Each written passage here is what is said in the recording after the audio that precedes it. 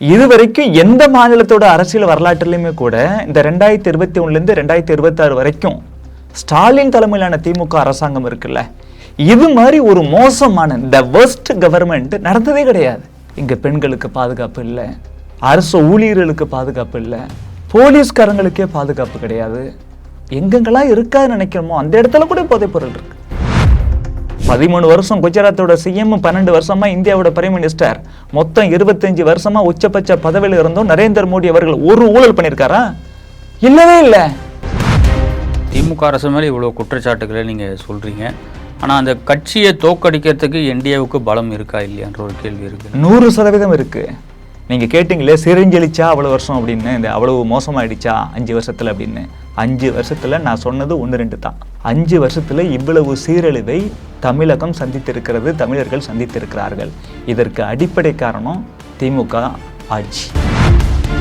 தலைமை பீடத்தில் இருக்கக்கூடிய அண்ணன் எடப்பாடி பழனிசாமி தான் இந்த கூட்டணிக்கு தலைவர். அவர் தான் முதலமைச்சர் வேட்பாளர், முதலமைச்சர் ஆக போறார். பிஜேபி தான் அவங்கள போய் சந்திச்சு பேசியிருக்கணும். ஆனால் டெல்லிக்கு போறாரு எடப்பாடி பழனிசாமி. அப்படிலாம் கிடையாது. காரணம் என்ன அப்படின்னா, அந்த விமர்சனம் வருது. இல்ல விமர்சனம் என்னன்னு, அதாவது வேணுமனே விமர்சனம் பண்ணுவான்.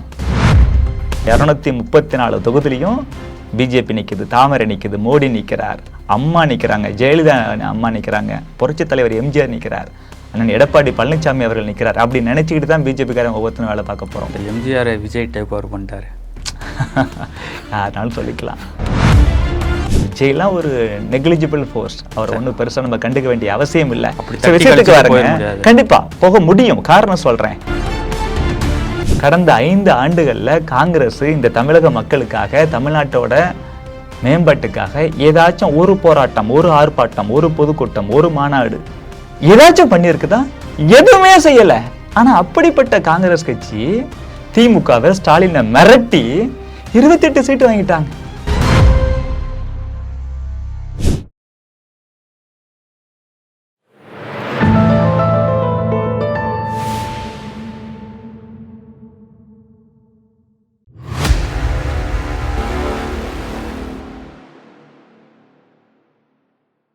தாமரை டிவி நேயர்களுக்கு வணக்கம். இன்றைய நேர்காணலில் நம்முடன் இணைந்திருக்கும் சிறப்பு விருந்தினர் தமிழக பாஜகவின் ஓபிசி அணியின் மாநில தலைவர் டாக்டர் வீர திருநாவுக்கரசு சார். சார் வணக்கம். வணக்கம். தேர்தல் சமயம் வேற, எத்தனை தொகுதி சார் பாஜகவுக்கு ஒதுக்கீடு செய்ய போகிறாங்க என்டிஏ கூட்டணியில்? இன்றைக்கி பியூஷ் கோயல் அவர்களும் வரதா ஒரு செய்தி வெளியாயிருக்கு. எப்படி இருக்கும் தேர்தல் களம்? பாரதிய ஜனதா கட்சியோட தொண்டனை பொறுத்தளவுக்கு 234 தொகுதி எங்கள் தொகுதி தான் அப்படி நினச்சிட்டு தான் நாங்கள் வேலை பார்க்குறோம். எங்கள் தலைமை அப்படி தான் எங்களுக்கு வழிகாட்டியிருக்கு. தமிழகத்தில் இருக்கக்கூடிய 234 தொகுதியிலையும் தாமரை நிற்கிறது போல், ஒப்பற்ற உலகத் தலைவர் நரேந்திர மோடி அவர்கள் நிற்கிறது போல் நினச்சிக்கிட்டு அதிதீவிரமாக வேலை பார்க்கணும் அப்படி சொல்லி எங்கள் தலைமை எங்களுக்கு உத்தரவிட்டு இருக்கு. இன்றைக்கி பாஜகவோட தமிழக தலைவராக இருக்கக்கூடிய எங்கள் பண்ணையார் அவராக இருக்கட்டும், இல்லை மற்ற தலைவர்களாக இருக்கட்டும், எல்லா தலைவர்களுமே இதைத்தான் எங்களுக்கு தொடர்ந்து வலியுறுத்திட்டு இருக்கிறாங்க. ஏன் அப்படின்னா, இப்போ நடக்கிற தேர்தல் ஏதோ ஒவ்வொரு 5 வருஷத்துக்கு ஒரு முறை நடக்கக்கூடிய தேர்தலாக நம்ம நினச்சிக்க கூடாது.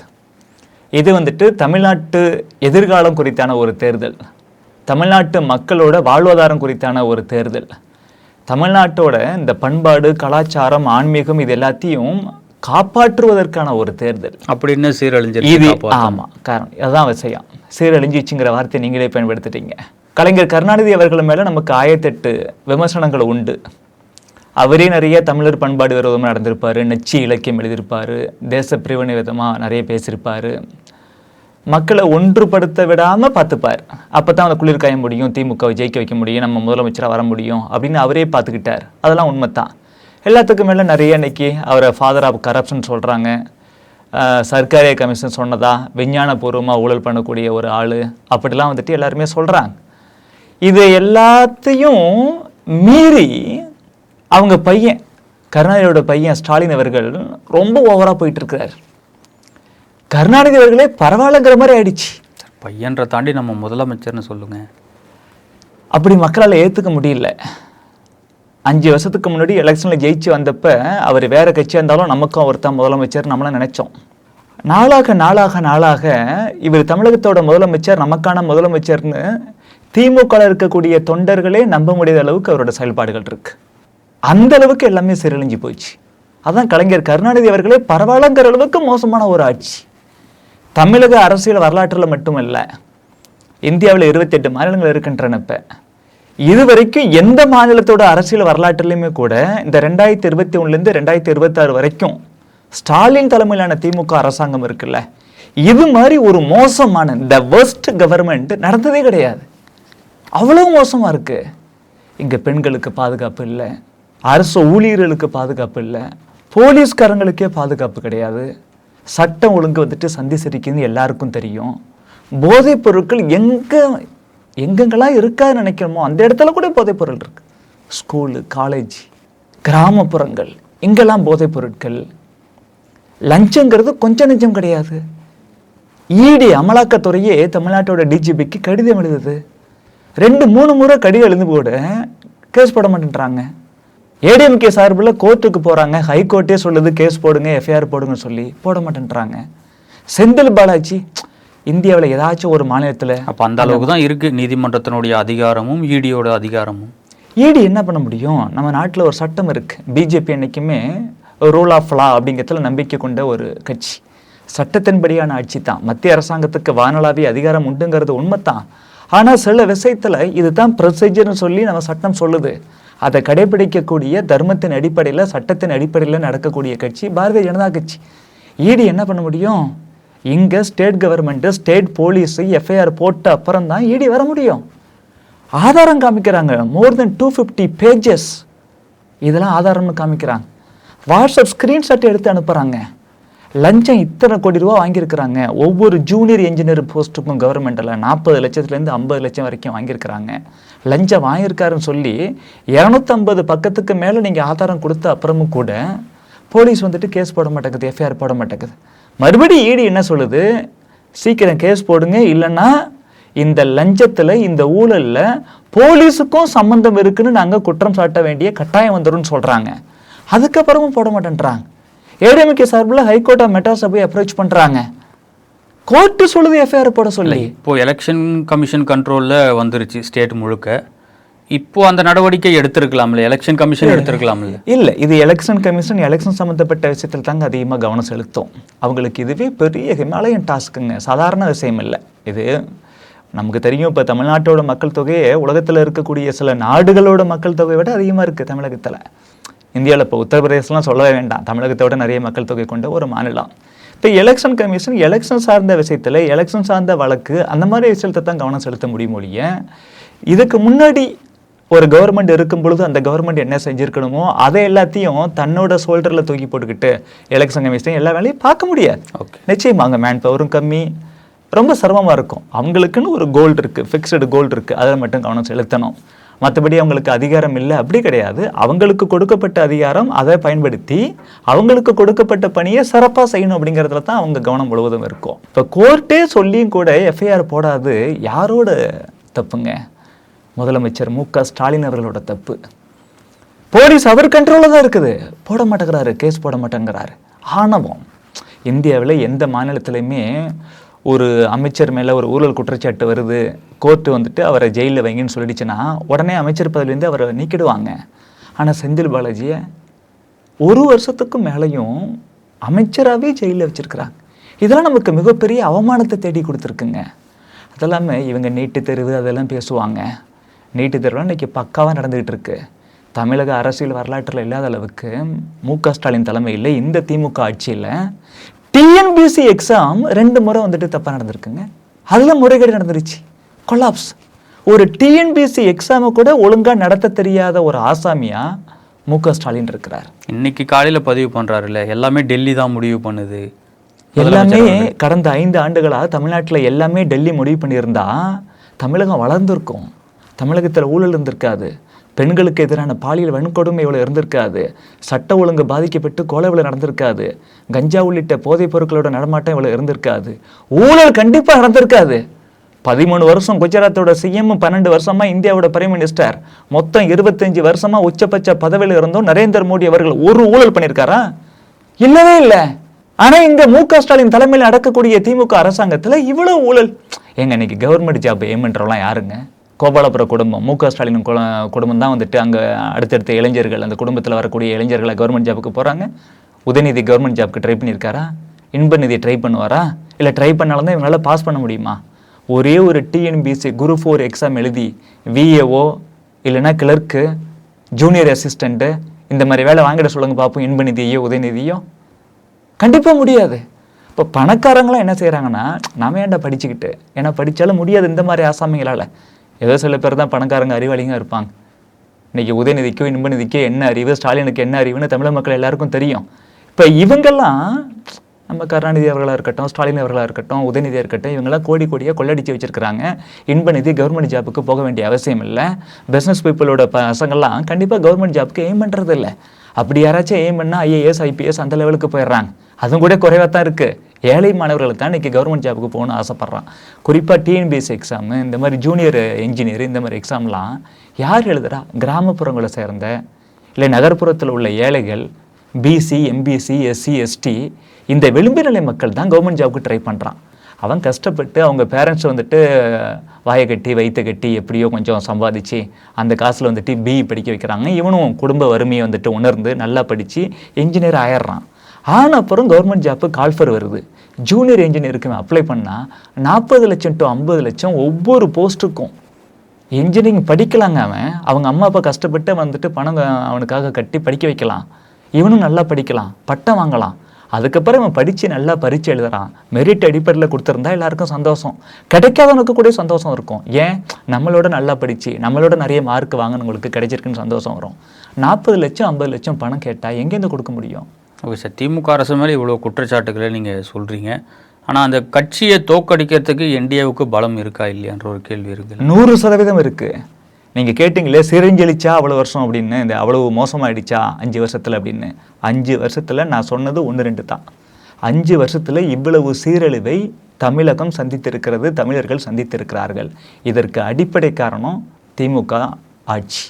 அதனால தான் இந்த ஆட்சி வரக்கூடாதுன்னு சொல்கிறோம். அதனால தான் இந்த ஆட்சி வரக்கூடாதுன்னு சொல்லி தமிழ்நாட்டு மக்களோட எதிர்காலத்துக்காகவும் தமிழ்நாட்டோட வளர்ச்சிக்காகவும் அதிமுக, பாஜக, பாமக, அமமுக, தமுக, தமிழ் மாநில காங்கிரஸ், புரட்சி பாரதம் இப்படி பல்வேறு கட்சிகள் ஒன்றிணைந்து ஒரு பலமான வலுவான தேசிய ஜனநாயக கூட்டணியை அதிமுக தலைமையில் கட்டமைச்சிருக்கிறோம். மிக மிக மிக பலம் பொருந்திய கூட்டணி இந்த கூட்டணி. நான் நம்பர்ஸ் அடிப்படையில் சொல்கிறேன், பர்சன்டேஜ் ஆஃப் ஓட்ஸ் அடிப்படையில் சொல்கிறேன். இன்றைக்கி தமிழகத்திலே பெரிய கட்சி எதுங்க? திமுக காரங்களும் ஒத்துப்பாங்க, அதிமுக தான் இன்றைக்கி நம்பர் 1 கட்சி. 2 கோடி தொண்டர்களை கொண்ட கட்சி அதிமுக, எல்லாருக்கும் தெரியும். உலகத்திலேயே, இந்தியாவில் மட்டும் இல்லை, உலகத்திலேயே பெரிய கட்சினா பிஜேபி. தமிழகத்தில் இன்றைக்கி பெரிய கட்சி எதுன்னு கேட்டிங்கன்னா அதிமுக. அதிமுக தான் தேசிய ஜனநாயக கூட்டணிக்கு இன்றைக்கி தலைமை தாங்குது. அதோட அதிமுகவோட பொதுச் செயலாளராக தலைவராக இருக்கக்கூடிய, தலைமை பீடத்தில் இருக்கக்கூடிய அண்ணன் எடப்பாடி பழனிசாமி தான் இந்த கூட்டணிக்கு தலைவர். அவர் தான் முதலமைச்சர் வேட்பாளர், முதலமைச்சர் ஆக போறார். பிஜேபி தான் வந்து அவங்கள போய் சந்திச்சு பேசியிருக்கணும். ஆனால் டெல்லிக்கு போறாரு எடப்பாடி பழனிசாமி. அப்படிலாம் கிடையாது. காரணம் என்ன அப்படின்னா, அந்த விமர்சனம் வருது. இல்லை விமர்சனம் என்னன்னு, அதாவது வேறுமனே விமர்சனம் பண்ணுவாங்க. இங்கே தோத்து போய்டணும்னு முடிவாயிடுச்சு திமுகவுக்கு. அதனால் எதுக்கு எடுத்தாலும் அதிமுகவை கொஞ்சம் டவுன் கிரேட் பண்ணுறது, பிஜேபிங்கிற ஒரு பூச்சாண்டி காமிக்கிறது, இது ஏஜ் ஓல்டு டெக்னிக். அவங்களுக்கு இந்த பரம்பரையாக செஞ்சுட்டு வரக்கூடிய இந்த டெக்னிக்கை பயன்படுத்தி இந்த முறையும் ஜெயிச்சர்லான்னு கனவு கண்டுட்டு இருக்கார். டே ட்ரீம் பண்ண வேண்டாம், பகல் கனவு காண வேண்டாம்னு சொல்லி அவருக்கு யாராச்சும் சொல்லிக் கொடுக்கணும். இன்னைக்கு அண்ணன் எடப்பாடி பழனிசாமி அவர்கள் எதிர்கட்சி தலைவராக தான் இருக்கார், முதலமைச்சராக இல்லை. முதலமைச்சராக இருந்தால் பணிகள் நிறையா இருக்கும். எதிர்கட்சி தலைவராக இருக்கும்போது அதுவும் தேர்தல் நேரத்தில் ஒன்றும் பெருசாக பணி இருக்க போகிறதில்ல. ஆனால் இன்னைக்கு தேசிய ஜனநாயக கூட்டணிக்கு அகில இந்திய லெவலில் யார் வந்துட்டு சீஃபாக இருக்க, தலைமை தாங்குறா? பாஜகவில் பிரைம் மினிஸ்டர் என்றைக்குமே வந்துட்டு இந்த மாதிரி பாலிடிக்ஸ் சம்மந்தப்பட்ட விஷயத்தில் பெருசாக கவனம் செலுத்துறதில்ல, கவர்னன்ஸ் சம்மந்தப்பட்ட விஷயத்தில் தான் கவனம் செலுத்துகிறார். பிஜேபியில் 2 மிகப்பெரிய தலைவர்கள், ஒன்று ஒப்பற்ற உலக தலைவர் நரேந்திர மோடி, இன்னொன்று தற்கால சாணக்கியர் அமித்ஷா. நரேந்திர மோடி ஐயா என்ன செய்கிறாரு? கவர்னன்ஸ், ஆட்சி முறை, ஆட்சி சம்மந்தப்பட்ட விஷயத்தில் மட்டுமே கவனம் செலுத்துகிறார். ஏன்னா அவருக்கு இந்த மாதிரி சின்ன சின்ன விஷயம் கவனிக்கிறதா அவர் வேலை. இன்டர்நேஷ்னல் லெவலில் பல்வேறு விஷயத்தை வந்துட்டு பார்த்துட்டு இருக்கார். இன்றைக்கி ஈரான் விஷயமாக இருக்கட்டும், இங்கே உக்ரைன் ரஷ்யாவாக இருக்கட்டும், இஸ்ரேல் பாலஸ்தீனம், இந்த மாதிரி பல பிரச்சனை தொடர்ந்து வந்துட்டு இருக்கு, அதுவாக இருக்கட்டும், எல்லா விஷயத்துலையும் ரொம்ப டிப்ளமேட்டிக்காக சூப்பராக காய் நகர்த்துறார். உலகம் முழுவதும் இன்னைக்கு இந்தியா, நரேந்திர மோடி அவங்க என்ன சொல்றாங்க அப்படிங்கிறதே கவனிச்சுட்டு இருக்கிறாங்க. ஸோ இந்த மாதிரி கவர்னன்ஸ் ஆக்டிவிட்டீஸ்ல மட்டும்தான் நரேந்திர மோடி ஐயா கவனம் செலுத்துறாரு. பாலிடிக்ஸ் விஷயத்திலையும் கவனம் செலுத்துறது யாருன்னா அமித்ஷா அவர்கள். அவர் ஹோம் மினிஸ்டர் நம்பர் 2 பொசிஷன் இன்னைக்கு முக்கியமான இடத்துல இருக்கிறார். எல்லாருக்கும் ப்ராக்டிக்கலாக பார்த்தோம்னா அவர் தான் நம்பர் 2. அவர் கவர்னன்ஸும் பார்த்துக்கிறாரு, பாலிடிக்ஸும் பார்த்துக்கிறார். இந்தியாவோட உள்துறை அமைச்சராக இருக்கிறதால அவருக்கு வேலைகள் அதிகமாக இருக்கும். அதனால கூட்டணிக்குள்ள நாங்கள்லாம் அண்ணன் தம்பியாக இருக்கிறோம். எல்லா கட்சியும் அதிமுக, பாஜக, பாமக, தமுக, அமமுக எல்லாமே வந்துட்டு அண்ணன் தம்பியாக இருக்கிறோம். அதெல்லாம் என்ன பண்ணுறோம்? அண்ணன் எடப்பாடி பழனிசாமி என்ன நினைக்கிறாரு? ஹோம் மினிஸ்டர் அடிக்கடி இங்கே வர வைக்க வேண்டாம் அமித்ஷா அவர்கள். ஏன்னா அவர் இங்கே பிஸியாக இருக்கார், பல்வேறு வேலைகளை கவனம் செலுத்தணும். நாம் அங்கே போயிட்டு வரோம். எங்கள் ஃப்ளைட்டை பிடிச்சா 2.5 மணி நேரம் டெல்லி, அது ஒரு பெரிய விஷயமா? அந்த அண்டர்ஸ்டாண்டிங்கில் போயிட்டு பல்வேறு விஷயத்தை வந்துட்டு அவங்க கலந்து ஆலோசிக்கிறாங்க. இல்லை, அதுக்காக தான் தேர்தல் பொறுப்பாளர் நம்ம இங்கே ஒருத்தரை போட்டிருக்கோம். மத்திய அமைச்சர் பியூஷ் கோயல் அவர்களை போட்டிருக்கோம். அவர் என்ன பணி செய்வார்ன்ற ஒரு அவர் இங்கே வராரு. அவரை போய் இபிஎஸ் அவர்கள் அவரை போய் அங்கே சந்திக்கலை. அங்கே டெல்லி போகும்போது யாரை சந்திக்கிறாரு? மெயினாக அமித்ஷா அவர்களை தான் சந்திக்கிறாரு. மற்றபடி பியூஷ் கோயல் அவர்கள் எங்களுக்கு தேர்தல் பொறுப்பாளராக போட்டிருக்காரு. அவரும் வந்துட்டு ஸ்ட்ராட்டஜிஸ்ட், அவரும் வந்துட்டு மத்திய அமைச்சராக இருக்கார். ஆனாலும் கூட அவர் இங்கே வந்துட்டு இருக்காரு, போயிட்டு இருக்கிறார். அதையும் தாண்டி சில முக்கியமான விஷயங்களை நேரில் டிஸ்கஸ் பண்ண வேண்டியதாக இருக்கும். ஏன் அப்படின்னா இந்த தீய சக்தி திமுகவை சாதாரணமாக தோற்கடிக்கக்கூடாதுங்க இந்த முறை. திமுக சார்பிலும் அதோட கூட்டணியில் இருக்கக்கூடிய எந்த கட்சி சார்பிலையும் ஒரு கேண்டிடேட் நிற்கிறாருன்னா டெபாசிட் இழக்கணும். அந்த அளவுக்கு படுதோல்வி அடை செய்யணும். இந்தியாவில் இன்றைக்கி கிட்டத்தட்ட 18 மாநிலங்களில் பிஜேபி ரூலிங் பார்ட்டியாக இருக்குது. மத்தியில் 3வது முறையாக தொடர்ந்து ஆட்சிக்கு வந்திருக்கிறோம். இதிலெல்லாம் மிகப்பெரிய பங்கு வகித்தவர் அமித்ஷா அவர்கள், எல்லாருக்கும் தெரியும். அப்போ அவர்கிட்ட ஒரு ஆலோசனை, ஒரு டிஸ்கஷன் அப்படி போகும்போது அது யூஸ்ஃபுல்லாக தானே இருக்கும். அதற்காகத்தான் போகிறாங்க. முதல்ல ஒரு வருஷத்துக்கு முன்னாடி இந்த கூட்டணி பாஜக, அதிமுக எல்லாம் ஒரு கூட்டணி சொல்லும் பொழுது அங்கேருந்து வந்தாரா இல்லையா உள்துறை அமைச்சர்? வரத்தானே செஞ்சாரு. எப்போதுமே நான் வரமாட்டேன், நீங்க மட்டும் வாங்க அப்படியே சொல்றாரு. அப்படிலாம் கிடையாது. எங்க தலைவர்கள் ரொம்ப ரொம்ப எளிமையானவர்கள். அதாவது ரொம்ப சிம்பிளா இருப்பா. பழகினவங்களுக்கு தான் ஆச்சரியமா இருக்கும். இன்னைக்கு இவங்கெல்லாம் வேர்ல்டு லீடர்ஸ், உலக தலைவர்களாக இருக்கிறாங்க. மோடியா இருக்கட்டும், அமித்ஷா இருக்கட்டும். ஆனா இவ்வளவு சிம்பிளா இருக்கிறாங்களே அப்படின்னு நிறைய பேர் வியந்து போயிருக்கிறாங்க. எங்கள்கிட்ட அதெல்லாம் சொல்லியிருக்கிறாங்க. ஸோ அவங்க சில முக்கியமான விஷயத்துக்கு இங்க வராங்க, இவங்க சில முக்கியமான விஷயத்துக்கு இங்கேருந்து அங்க போறாங்க. இதுல எங்களுக்குள்ள எந்த ஒரு ஈகோவும் கிடையாது. கூட்டணியில எல்லாருமே சந்தோஷமா ஒற்றுமையா இருக்கிறோம். இங்க பிரச்சனைனா என்ன? நீங்க எப்ப தெரியுமா விமர்சனம் பண்ணலாம்? அதிமுக சார்பிலையோ இல்லை தேசிய ஜனநாயக கூட்டணியில் இருக்கக்கூடிய மற்ற கட்சிகள் சார்பிலையோ என்னது அமித்ஷா அவர்கள் எங்களை வரவேற்கிறார், அவர் தானே இங்கே வரணும் அப்படி எப்பயாச்சும் பேசியிருந்தா அங்கே பாருங்க அவங்களே இப்படி சொல்கிறாங்கன்னு நீங்களும் கருத்து சொல்லலாம். இங்கே அதிமுக உள்ளிட்ட கட்சிகளை சார்ந்த தலைவர்கள் தானா விருப்பப்பட்டு அங்கே போகிறாங்க. அவங்க அமித்ஷா அவர்கள் உள்ளிட்ட அமித்ஷா அவர்களாக இருக்கட்டும், பியூஷ் கோயல் அவர்களாக இருக்கட்டும், அந்த மாதிரி தலைவர்கள் அவங்க விருப்பப்பட்டு இங்கே வராங்க. இதெல்லாம் ஒரு மியூச்சுவல் அண்டர்ஸ்டாண்டிங்கில் போயிட்டு இருக்கு. உங்களுக்கு என்ன பிரச்சனை? ஆனால் இப்படி அதிமுக தலைமையிலான தேசிய ஜனநாயக கூட்டணியை விமர்சனம் பண்ணக்கூடிய திமுக கூட்டணி எப்படி? ராகுல் காந்தி வந்துட்டு இது வரைக்கும் மு.க. ஸ்டாலின் அறிவாலயத்தில் பார்த்துருக்காரா? ஆனால் கேட்குற தொகுதி எடப்பாடி அவர்கள் கொடுக்க மறுக்கிறார் என்ற ஒரு செய்தி. யார் சொன்னா? நாங்கள் என்ன அதை பற்றி பேசவே ஆரம்பிக்கல. நாங்கள் தான் சொல்லிட்டோம்ல, 234 தொகுதியிலையும் பிஜேபி நிற்குது, தாமரை நிற்குது, மோடி நிற்கிறார், அம்மா நிற்கிறாங்க, ஜெயலலிதா அம்மா நிற்கிறாங்க, புரட்சி தலைவர் எம்ஜிஆர் நிற்கிறார், அண்ணன் எடப்பாடி பழனிசாமி அவர்கள் நிற்கிறார். அப்படி நினைச்சுக்கிட்டு தான் பிஜேபிக்காரன் ஒவ்வொருத்தரும் வேலை பார்க்க போகிறோம். எம்ஜிஆர் விஜய் டேக் ஓவர் பண்ணிட்டாரு. அதனால சொல்லிக்கலாம், எம்ஜிஆர் ஆரம்பித்த இயக்கம் அதிமுக, அதிமுக. அதுக்கு இன்னைக்கு தலைமை பொறுப்பில் இருக்கிறது அண்ணன் எடப்பாடி பழனிசாமி அவர்கள். அதனால விஜய்லாம் ஒரு நெக்லிஜிபிள் ஃபோர்ஸ். அவர் ஒன்றும் பெருசாக நம்ம கண்டுக்க வேண்டிய அவசியம் இல்லை. விஷயத்துக்கு வரங்க, கண்டிப்பா போக முடியும். காரணம் சொல்றேன். இப்போ எங்களை விமர்சனம் பண்ணக்கூடிய அதிமுக விமர்சனம் பண்ணக்கூடிய திமுக எப்படிப்பட்ட கட்சி? ராகுல் காந்தி வரல. சரி, இங்கனாலும் அமித்ஷா இங்கேருந்து வந்துட்டு போயிருக்கார். இங்க கூட்டணியை உறுதி செய்யறதுக்கு ராகுல் காந்தி அறிவாலயத்துக்கு வந்தாரா? மு.க. ஸ்டாலினை மதிச்சாரா? அப்ப மு.க. ஸ்டாலினையும் திமுகவையும் ராகுல் காந்தி தான் கிள்ளுக்கரையா கொத்தடிமே நினைக்கிறாரு. அது இல்லாம ஸ்டாலின் இங்க உட்காந்துருக்காரு. ஸ்டாலினுடைய அருமை தங்கச்சி கனிமொழி அவர்கள் எங்க போனாங்க? டெல்லியில போய் யாரை சந்திச்சாங்க? சோனியா காந்தி, ராகுல் காந்தி. அவங்க போய் சந்திச்சாங்களா இல்லையா? இப்ப இவங்க இங்கே இருந்து அங்க போய் சந்திச்சா இவங்க அடிமை இல்லை, இவங்களை டெல்லி ஆட்டி வைக்கல, இவங்க சம்பந்தப்பட்ட விஷயத்த டெல்லி முடிவு பண்ணல. ஆனா எங்க கூட்டணி தலைவர் அவர் விருப்பப்பட்டு போனா உடனே அதை விமர்சனம் பண்ணுவாங்க. நீங்க அவங்க மேல வைக்கக்கூடிய விமர்சனத்தை நீங்க முதல்ல செய்யாம இருக்கணும்ல. நீங்க அந்த காரியத்தை செய்யாம இருந்து அவங்கள விமர்சனம் வச்சா கூட அட்லீஸ்ட் லாஜிக்கலி ரைட்டு. நீங்க உங்க தங்கச்சியை விட்டு நீங்க போய் பார்த்து எத்தனை நாள் அங்கேயே தங்கியிருந்து கெஞ்சி கூத்தாடி எங்க காங்கிரஸும் திமுகவும் கூட்டணிக்கு வரும்னு யாராச்சும் கொஞ்ச நாளைக்கு முன்னாடி நம்பியிருப்பாங்களா? எவ்வளவு அடித்தடி! சோசியல் மீடியாவை திறந்தாவே காங்கிரஸ்காரங்க எல்லாம் திமுகவை திட்டி தீக்கிறது.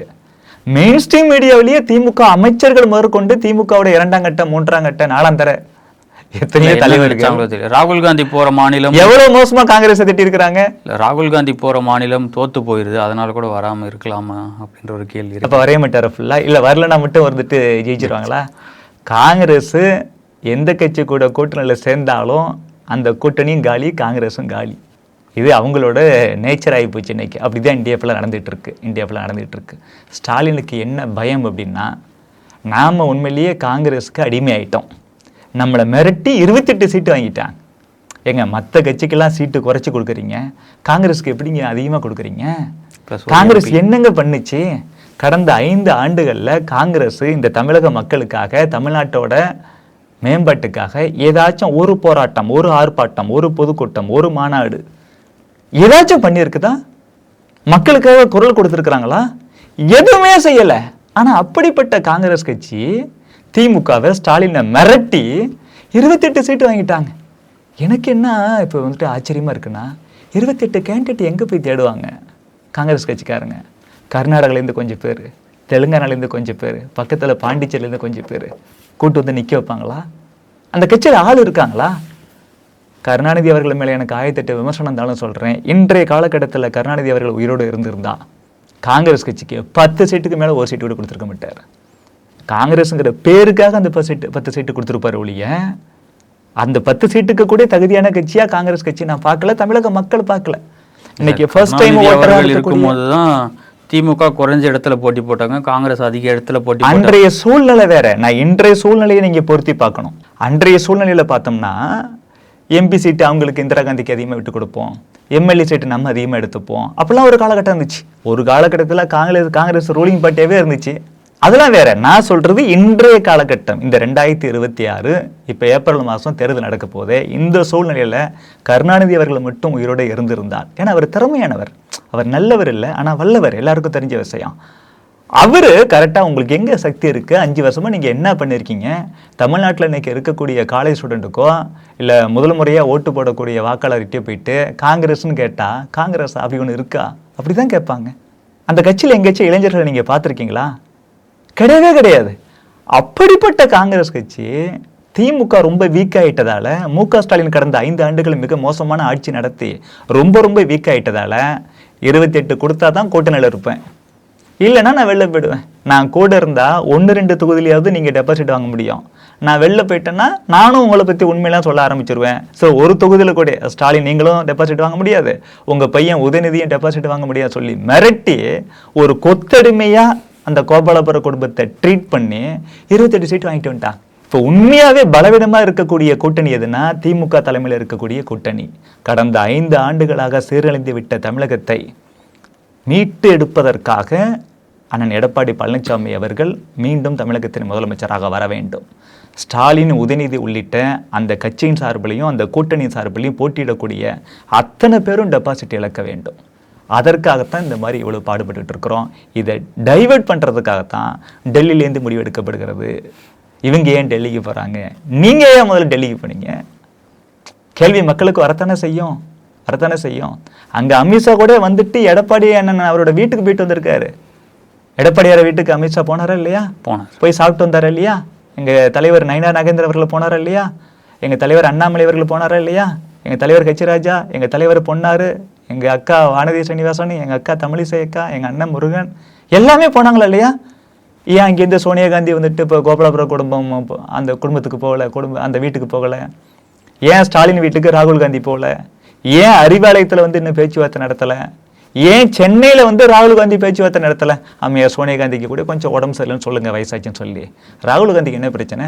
போர் அடிச்சுன்னா அப்பப்போ கிளம்பி ஃபாரின்லாம் போகிறார்ல யாரையும் பார்க்கறதுக்கு. இங்கே வரணும்ல.